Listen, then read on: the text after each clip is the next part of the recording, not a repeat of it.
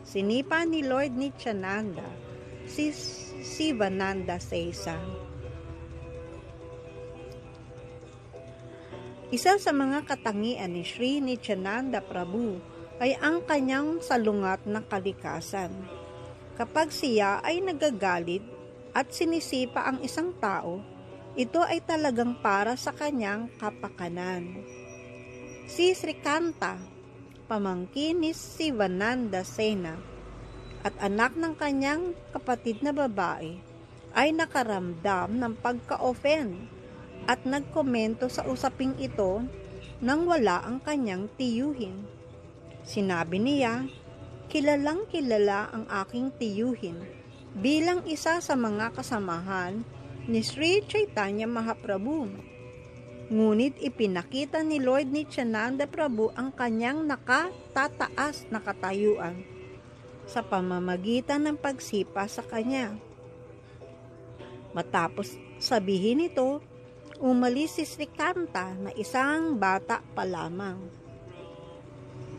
at naglakbay ng mag-isa patungo sa tirahan ni Sri Chaitanya Mahaprabhu.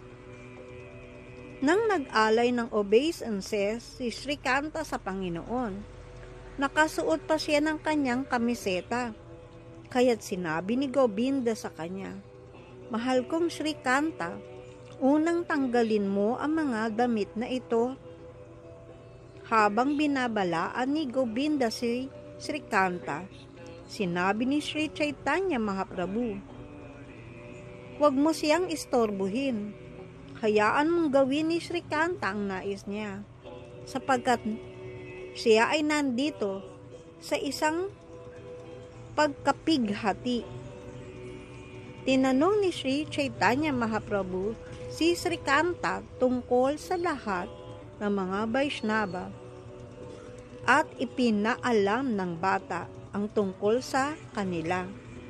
Isa-isa ang kanilang mga pangalan ay sinabi. Nang marinig ni Srikanta na sinabi ng Panginoon, siya ay namimighati. Naunawaan niya na ang Panginoon ay omniscient o nakakaalam ng lahat.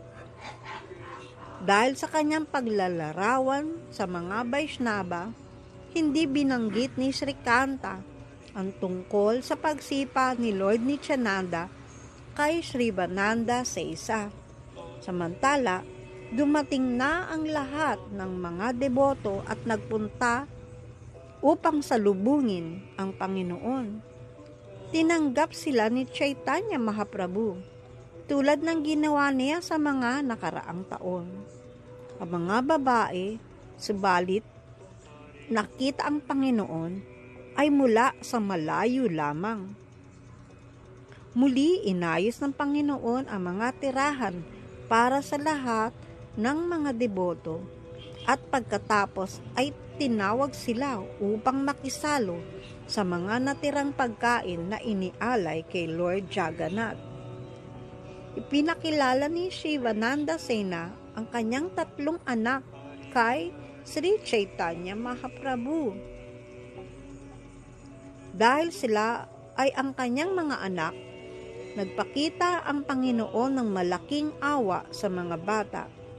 Tinanong ni Lord Chaitanya ang pangalan ng bunsong anak at ipinaalam ni Sivananda Sena sa Panginoon na ang pangalan nito ay Pramananda Dasa. Noong isang beses nang bumisita si Sivananda Sesa kay Sri Chaitanya Mahaprabhu sa kanyang tirahan,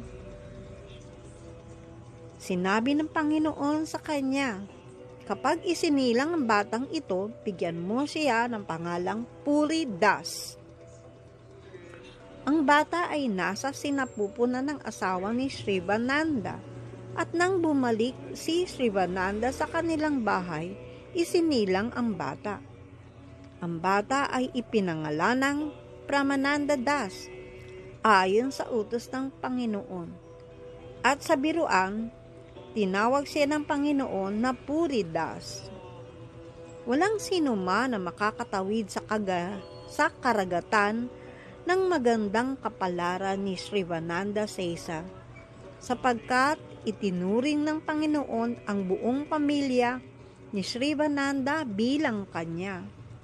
Kumain ng Panginoon ng tanghalian kasama ang lahat ng deboto, at matapos maghugas ng kanyang mga bibig at kamay, nagbigay siya ng utos kay Govinda. Habang nananatili sa Jagannath Puri ang asawa at mga anak ni Srivananda Sena, sabi niya, dapat silang bigyan ng pagkain